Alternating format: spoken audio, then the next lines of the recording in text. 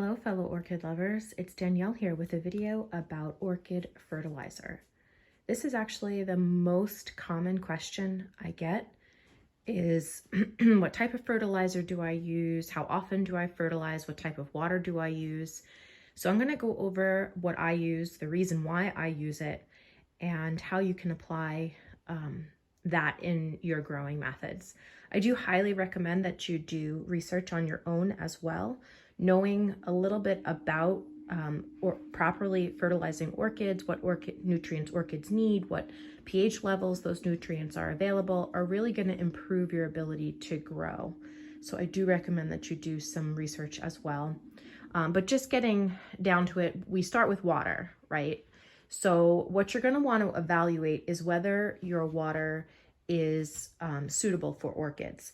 I have well water here and it has a very low parts per million. So it's pretty clean and clear. If you live in a city and you have city water, it might be hard, which means that there's a lot of dissolved salts in it. And it also might be chlorinated. And so if that's the case, you have a high level of or a high hardness to your water, you might want to use distilled water, or if you can get it, rainwater. But again, if you live in a city, the rainwater could have a lot of particles in it. So if you want to figure that out, you could get yourself a TDS meter. So that's what I have here. And basically you just dip the end of it into your water and it's going to tell you how hard your water is. So if it's a high number, if it's like in the 200 to 300 range or higher, that is hard water. And it actually, this particular TDS has a little graph on the back that tells you what average tap water range is. And when you get into the higher range, that's going to start to affect the fertilizer that you use, and it's also going to start affecting your orchids. If you're in the lower range, my range is somewhere in here, my well water. That's actually a really good range for the water, for the orchids, as far as the water parts per million is concerned. These are actually really cheap. I think I got this for like $10 or $15 on Amazon like 3 or 4 years ago, and it still works really well. So I recommend that you get one of those if you have questions about the water hardness that you have. The other gadget that you could get if you want to go that crazy is a pH meter. pH is actually important to orchids because nutrients are only available at certain pH levels. If you look up a pH graph for growing hydroponically specifically, because that's how I grow, it's going to tell you that sweet spot. It's usually around 5.8 to 6 is the sweet spot for a pH. If your water is really acidic or alkaline, it's going to affect how many nutrients the orchid is able to uptake. You don't have to go this crazy and get a pH meter. Again, these are really cheap. They're only like $10 to $15 on Amazon. You could also just get pH test strips. These are really cheap too. They're not as accurate as a pH meter, although this does have to be recalibrated every once in a while. Now, my water here, like I said, it is well water, but it is highly alkaline. So I do use pH down in my my watering. And basically what it is, it's just an acid that you just have to add the smallest amount, and it's gonna take that pH level down.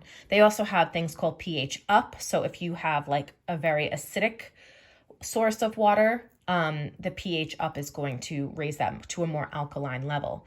If you're buying distilled water, you're pretty much not really going to have to worry about it, because distilled water typically is a 7 on the pH level, which is basic. So, wherever you go from there. Now, just keep in mind, when you do add your nutrients, it is going to affect the pH level. So when you add nutrients, it typically makes the pH level drop to a more acidic side. So because I already have alkaline water, I add very little of this because I want to get it down to a level that when I add my nutrients, it drops into that 6.0, 5.8 range. And I realize that a lot of this is going to be something that you don't really understand. But again, that's where looking up information online on how to properly fertilize orchids is really going to be invaluable to you. I'm kind of explaining what I do, but I realize that there's going to be part of this that you, if you're a new grower, you're not really going to understand.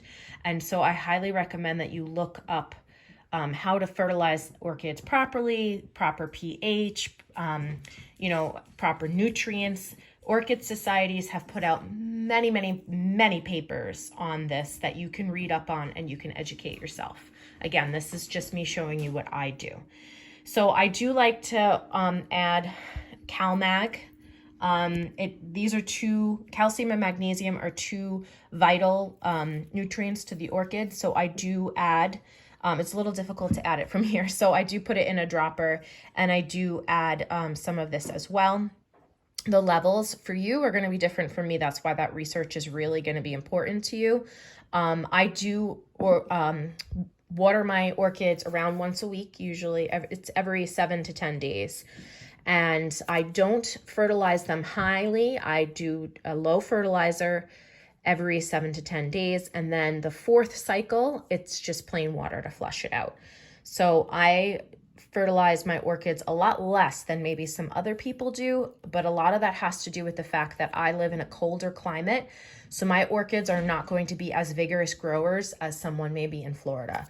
So someone in Florida, the temperatures are warm all year round. It's a more tropical climate. Their orchids are going to be very vigorous and they're going to need higher levels of fertilizer than I do. So that brings me to the types of nitrogen that you're going to want to look into for your orchids. So I have two fertilizers here. This is First Rays MSU fertilizer. I don't have the package anymore. But this particular, so like I said, it's an MSU fertilizer. MSU is like a balanced meal for your orchid. Michigan Scientific University, I believe it was, they did a study and they came up with what nutrients your orchid, hi Maverick, hi buddy. So my cat decided to join us. Buddy, you gotta get down, get down buddy, come on, you're not allowed on the counter, you know that, down. Okay, sorry about that.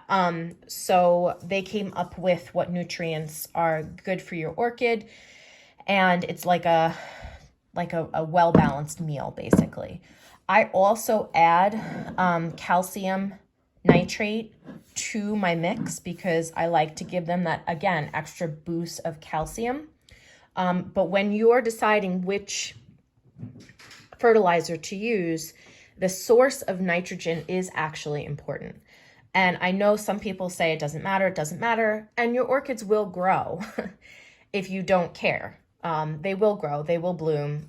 But if you really care about getting your orchids into a really great growing routine and very healthy and very lush, the source of nitrogen is actually important. There are 3 different types of nitrogen that are in orchid fertilizers. The first is urea, and that particular nitrogen is difficult for the orchid to digest. If you live in a warmer climate, that's maybe not so true because the urea has the proper bacteria to break down. So it needs bacteria for it to break down. The problem with that also is that the higher the bacteria level, if you're growing in media, the quicker your media is going to break down. So I don't use urea-based nitrogen because I don't have high enough temperatures for that bacteria to thrive. I don't grow in media, so it's just really not the right choice for me. Then you also have nitrogen that's available through ammonia. And I don't use that because I don't have the right conditions. It is very cool where I grow. Even in the summer, it's not going to get the temperatures that maybe someone growing in a warmer climate is going to get. And so my roots could potentially burn with that particular type of nitrate. Sorry, I'm trying to keep my cat off the counter at the same time I'm talking to you. So I also don't use that type. I use a nitrate nitrogen. If you do research on the types of nitrogen that you should use for your orchids, again, there are a lot of studies based on this. There are a lot of papers that you can read up on it. Nitrate nitrogen is highly recommended, and that is what I use. So both of these products, the First Rays MSU and also the Cal nitrate, it's nitrate nitrogen, and my orchids are able to break it down. My orchids are able to absorb it, and there is very minimal burning on the roots if the fertilizer sits on the roots.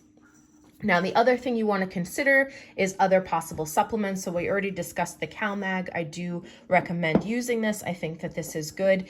And with this particular product, the calcium and the magnesium are what they call cleated. So basically, they're joined together. Calcium and magnesium are absorbable at different levels of pH. And when they're cleated, it means that, like, let's say you have a low pH and one of those nutrients is available at that low pH, your orchid's going to absorb it, but it's also going to absorb the other one because they're bound together. I hope that makes sense to you. So this is a really good product if you want to make sure that your calcium and magnesium are getting absorbed and you're not 100% sure of your pH. The other thing is seaweed. I have experimented extensively with seaweed. At first, I was a little dubious as to whether it actually benefits the orchids, but I am a believer in it now. I don't give it every feeding. I have two types. I have this particular type, and then I also have First Rays. I like both products. I have found that if I use too much of this one, it will cause a little bit of overstimulation or overgrowth. So I primarily use this one, but I do really like this product because it does stimulate growth. So I use this judiciously. I use this a little more frequently and this occasionally, but it's not every time I fertilize, and I don't particularly use it that much in the winter. When it gets really cold in the grow room, the orchids are not really, they're still growing, but it's not as vigorous. And so I don't usually use this. I usually use this as, as the weather's starting to turn warmer, I start to introduce this again. So I think that's all I really wanted to discuss with you. If you have questions, certainly let me know in the comments. I am going to try to post a little more regularly. This is a video that a lot of people have asked for, and I've really wanted to do it, but I've been so busy that I haven't had an opportunity to do that.